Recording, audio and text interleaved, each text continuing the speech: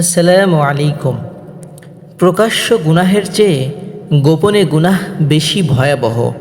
কেননা যখন কেউ গোপনে গুনাহ করতে অভ্যস্ত হয়ে যায়, তখন তার অন্তর থেকে আল্লাহর ভয় বিদায় নেয়। ক্রমাগত সে ধ্বংস ও অধঃপতনের দিকে এগিয়ে যেতে থাকে। অবস্থা কখনো এত ভয়ানক হয় যে তার ঈমান পর্যন্ত নষ্ট হয়ে যায় এবং ঈমানহীন অবস্থায় তার মৃত্যু হয়। বর্তমান সময়ে গোপন গুনাহের সরঞ্জাম অনেক বেশি, আর উপকরণগুলোও সহজলভ্য।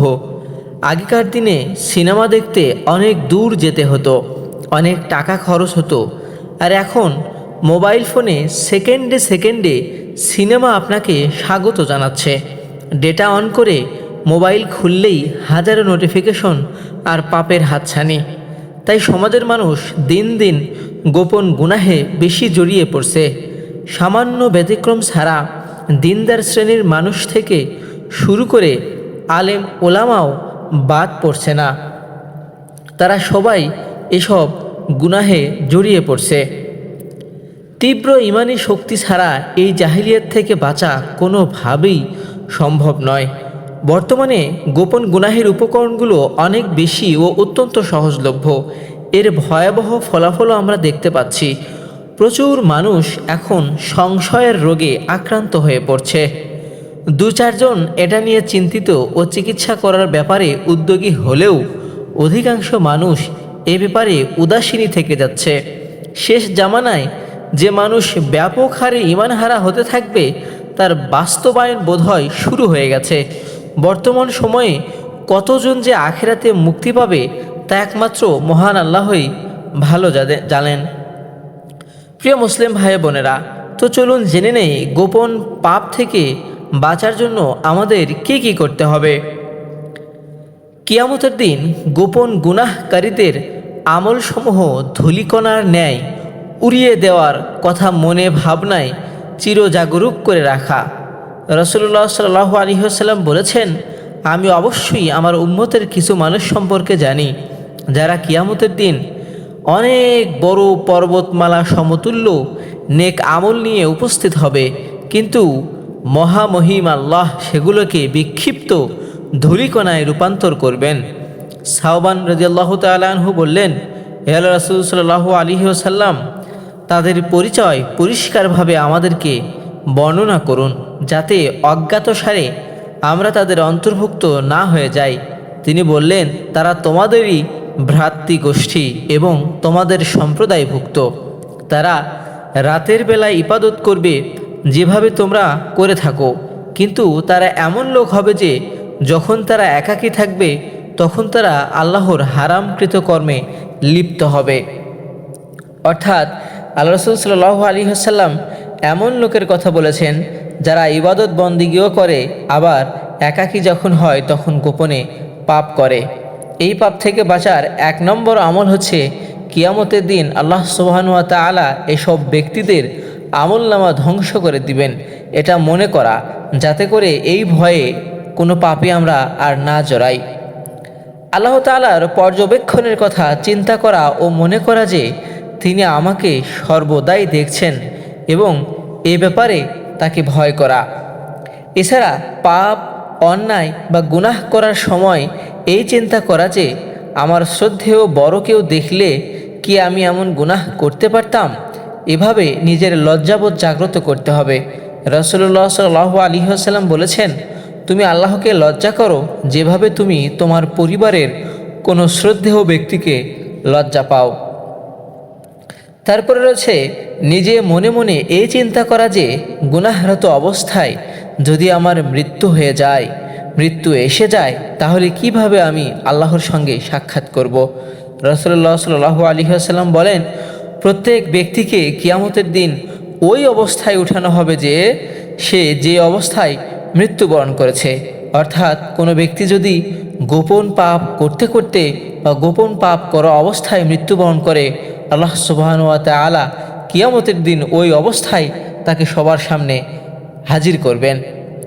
এছাড়া আল্লাহর নিয়ামত ও জান্নাতের সুখ শান্তির কথা স্মরণ করা এবং জাহান্নামের আযাব ও ভয়াবহ শাস্তির কথা কল্পনা করা।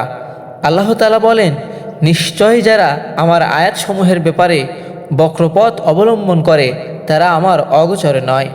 যে অগ্নিতে নিক্ষিপ্ত হবে সে কি উত্তম, নাকি সে যে কিয়ামত দিবসে নিরাপদভাবে উপস্থিত হবে সেই উত্তম? তোমাদের যা ইচ্ছা আমল করো, নিশ্চয় তোমরা যা আমল করো তিনি তার সম্যক দ্রষ্টা, তিনি সব কিছু দেখেন। প্রিয় মুসলিম ভাই ও বোনেরা, মানুষ যখন জেনে বুঝে ইচ্ছাকৃতভাবে গোপনে গুনাহ করতে করতে অভ্যস্ত হয়ে যায়, তখন তার অন্তর থেকে ধীরে ধীরে মহান আল্লাহ ভয় বিদায় নিতে থাকে। অন্তর যখন তাকওয়া শূন্য হয়ে যায়, তখন অন্তর পাথরের মতো শক্ত হয়ে যায়। তখন তার কাছে ইসলামী ধ্যান ধারণা মনোরম ও আকর্ষণীয় লাগে না। ধর্মীয় বিধানাবলী বিরক্তিকর মনে হতে থাকে। অন্তরে আল্লাহর ভয় জাগ্রত হয় না, মোনাজাতে চোখে পানি আসে না। এক পর্যায়ে তার কোনো আমলে আর মন বসে না, ইবাদত করতে ভালো লাগে না, কোরআন তেলাওয়াত আর আগের মতো মধুর মনে হয় না। ক্রমান্বয়ে সে ধ্বংস ও অধঃপতনের দিকে এগিয়ে যেতে থাকে। জাহিলিয়াতের অন্ধকার গলিপথ তার কাছে আপন মনে হয়। মাঝে মাঝে সে অন্ধকারে নিমজ্জিত অবস্থা থেকে মুক্তি চায়, বাঁচতে চায়, কিন্তু বাঁচতে পারে না। তার পক্ষে ইউটার্ন নেওয়া আর সম্ভব হয়ে ওঠে না। এভাবে সে তার মনে আল্লাহর অসন্তুষ্টি নিয়ে মৃত্যুবরণ করে। এমন অনেক মানুষ রয়েছে যারা অন্যদের কাছে ভালো মানুষ হিসেবে পরিচিত, নিয়মিত সালাত আদায় করে, দিনদার, ধার্মিক, আলেম কিংবা আল্লাহওয়ালা বা তথাকথিত বুজুর্গ হিসেবে পরিচিত পেয়েছে। প্রকাশ্যে তাকে পাপ কাজ করতে দেখা যায় না, কিন্তু গোপনে গোপনে তিনি নানা ধরনের গুনাহের কাজে লিপ্ত থাকে। সাধারণত বাংলাদেশের কিছু মাজারের সেবক ও পীরদের ক্ষেত্রে যা হয়ে থাকে। আবার অনেক প্রকাশ্যে ভালো মানুষ হলেও গোপনে কবিরা গুনাহ করে। এটি একদিকে মুনাফিকি ও শঠতা, অন্যদিকে ধীরে ধীরে তার আমল ও ইবাদত নষ্ট হয়ে যাওয়ার অন্যতম কারণ। আল্লাহ সুবহানাহু ওয়া তাআলা বলছেন, তোমরা প্রকাশ্য ও অপ্রকাশ্য গুনাহ পরিত্যাগ করো। নিশ্চয় যারা গুনাহ করবে অতি সত্বর তাদেরকে তাদের কৃতকার্যের প্রতিদান দেওয়া হবে। প্রিয় মুসলিম ভাই বোনেরা, তাই সব পাপ থেকে বাঁচার জন্য আমাদের ভিডিওতে বলা উপায়গুলো অবলম্বন করতে হবে, উক্ত আমলগুলো করতে হবে। তার পাশাপাশি আল্লাহ তাআলার কাছে বেশি বেশি কান্নাকাটি করে দোয়া করতে হবে, তিনি যেন তার অবাধ্যতা, নাফরমানি ও সব ধরনের গুনাহ থেকে রক্ষা করেন। নফস তথা আত্মার সঙ্গে লড়াই করা, মনের কুমন্ত্রণা দূর করা এবং আল্লাহর আনুগত্যের মাধ্যমে অন্তরকে পরিশুদ্ধ করার চেষ্টা করতে হবে। প্রিয় মুসলিম ভাই বোনেরা, আমরা সবাই আল্লাহ তাআলার কাছে আমাদের ঈমানের জন্য নিয়মিত দোয়া করতে থাকব। গোপন গুনাহ থেকে সর্বাত্মক বেঁচে থাকব। মোবাইল ও ইন্টারনেটের অপব্যবহার থেকে দূরে থাকার চেষ্টা করব। দিনদার আলেমদের সোহবতে বেশি বেশি থাকার চেষ্টা করব এবং কোরআন তেলাওয়াত, জিকির আজকার ও ইসলামী বই অধিক হারে অধ্যয়ন করতে শুরু করব। পাপ হয়ে গেলে দ্রুতই ফিরে আসার চেষ্টা করব এবং তাওবা করব। পাপের উপর অটল থাকা যাবে না। আল্লাহ তাআলা আমাদের হেফাজত করুন। শিরিক মুক্ত ঈমান ও বিদাত মুক্ত আমল করার তৌফিক দান করুন। ঈমানের হালতে দুনিয়া থেকে বিদায় নেওয়ার তৌফিক দান করুন, আমিন। ভিডিওটি ভালো লাগলে লাইক দেবেন, সাবস্ক্রাইব করে পাশেই থাকবেন এবং আপনার বন্ধুবান্ধবের কাছে ভিডিওটি শেয়ার করবেন, যাতে করে তারাও সতর্ক হয় এবং আপনি সওয়াবের ভাগীদার হন।